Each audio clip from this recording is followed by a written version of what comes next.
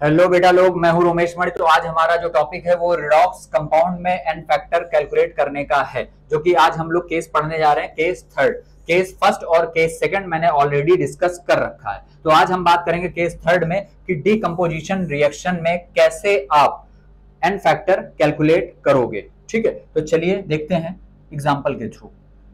जैसे आपने कोई एक सब्सटेंस लिया KClO3, एक कंपाउंड है KClO3 जिसका नाम है पोटेशियम क्लोराइड। इसको आपने हीट किया, बना क्या product? KCl plus oxygen gas release हो गई।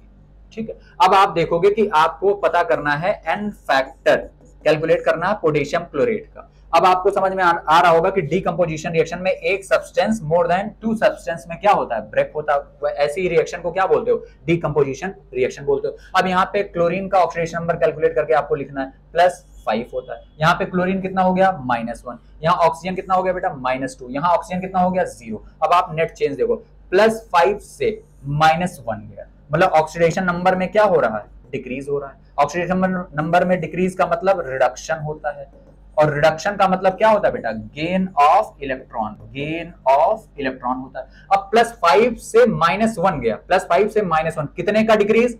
6 का डिक्रीज है। अब आपको समझ में नहीं आ रहा होगा कि 5 से -1 6 का डिक्रीज कैसे। तो देखिएगा, पहले 5 से कहां गया होगा? 0, फिर 0 से कहां गया होगा? -1। तो यहां से यहां तक कितना हो गया? 5 का डिफरेंस। यहां से 0 से 1 का, 0 से -1 का डिफरेंस। तो 5 और 1 तो कितना हो गया? 6। तो हमने क्या बोल दिया? अगर 5 से -1 जा रहा है तो कितने का डिक्रीज होगा? 6 का डिक्रीज होगा। इसका मतलब इसने कितने इलेक्ट्रॉन गेन किए होंगे? 6 इलेक्ट्रॉन इसने क्या किए होंगे? गेन किए होंगे।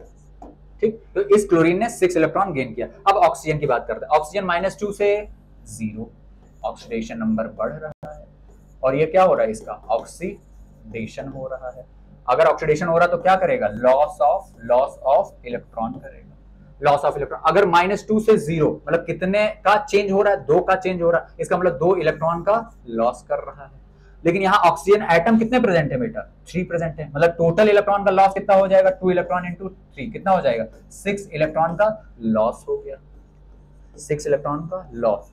तो नेट इसमें, इस कंपाउंड में गेन कितने का है? 6 इलेक्ट्रॉन का गेन, और लॉस कितने का है? 6 इलेक्ट्रॉन का लॉस है। तो जो डीकंपोजिशन रिएक्शन होती है उसमें लॉस्ट और गेन दोनों इक्वल ही होंगे। जितनी भी डीकंपोजिशन रिएक्शन होंगी आपके सामने मिलेंगी, उसमें नेट इलेक्ट्रॉन का लॉस और नेट इलेक्ट्रॉन का गेन जो होगा वो इक्वल होगा। तो किसी एक को आप पकड़ के चलो, तो आप 6 इलेक्ट्रॉन का गेन मानो या 6 इलेक्ट्रॉन का लॉस मानो, एक ही को आपको पकड़ के चलना है। इसका मतलब एन फैक्टर इसका कितना हो गया? 6 हो गया।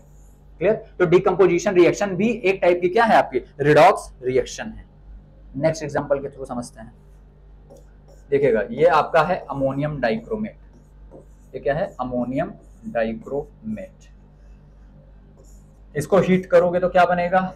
N2 plus Cr2O3 plus water, ये आपका बनेगा। ठीक, ये अमोनियम डाइक्रोमेट है। ठीक, अब इसमें आपसे कहेगा कि इसका एन फैक्टर बताइए।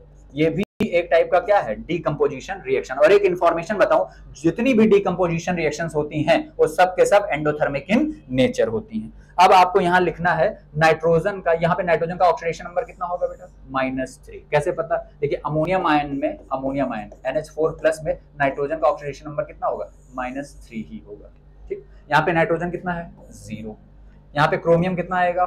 +6। यहाँ पे क्रोमियम कितना आएगा? +3। तो आप देखो, -3 से 0, ऑक्सीडेशन नंबर बढ़ रहा है। ऑक्सीडेशन नंबर बढ़ने को क्या बोलते हो? ऑक्सीडेशन। इसको क्या बोलते हो आप? लॉस ऑफ इलेक्ट्रॉन बोलोगे। तो दैट मींस -3 से 0 हो रहा। कितने का इंक्रीज? 3 का इंक्रीज। इसका मतलब कितने इलेक्ट्रॉन लूज किए होंगे इसने? 3 इलेक्ट्रॉन। एक नाइट्रोजन ने 3 इलेक्ट्रॉन लूज किया होगा, लेकिन नाइट्रोजन है कितने? 2। इसका मतलब टोटल इलेक्ट्रॉन कितने लूज किए होंगे? 2 × 3। इसका मतलब 6 इलेक्ट्रॉन का लॉस किया होगा इसने, इस नाइट्रोजन। अब क्रोमियम देखिए, क्रोमियम +6 से +3, मतलब +6 से +3 का मतलब क्या हो गया? ऑक्सीडेशन नंबर क्या हो रहा है? डिक्रीज कर रहा है। ऑक्सीडेशन नंबर डिक्रीज करने का मतलब क्या होता है?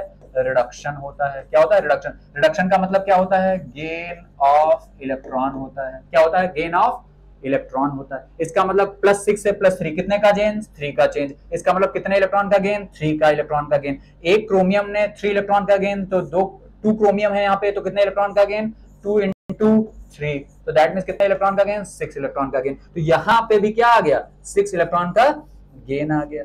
तो हमने आपको अभी बताया था कि जितनी भी डिकम्पोजिशन हो रिएक्शन होंगी उसमें लॉस और गेन दोनों इक्वल आएंगे। तो आप किसी एक को पकड़ के चलो, तो आपको देख के लग रहा होगा 6 और 6 दोनों सेम है, तो हम बता देंगे कि अमोनियम डाइक्रोमेट का जो एन फैक्टर होगा यहाँ पे वो होगा 6। अगर आपसे कहता है कि इस अमोनियम डाइक्रोमेट का आप इक्विवेलेंट वेट बताइए, तो आप इसका मॉलिक्यूलर वेट कैलकुलेट करें और एन फैक्टर जो कि 6 आया उससे डिवाइड करके आप इसका इक्विवेलेंट वेट बता देंगे। तो आई होप आपको चीजें बहुत अच्छे से क्लियर हुई होंगी। तो ठीक है बेटा, जो हमारा नेक्स्ट वीडियो होगा वो होगा कैसे आप एन फैक्टर कैलकुलेट करोगे पर्टिकुलर डिस्प्रोपोर्शनेशन रिडॉक्स रिएक्शन में। ठीक है, तो चलिए आप लोग मेहनत करते रहिए। God bless you, all the best.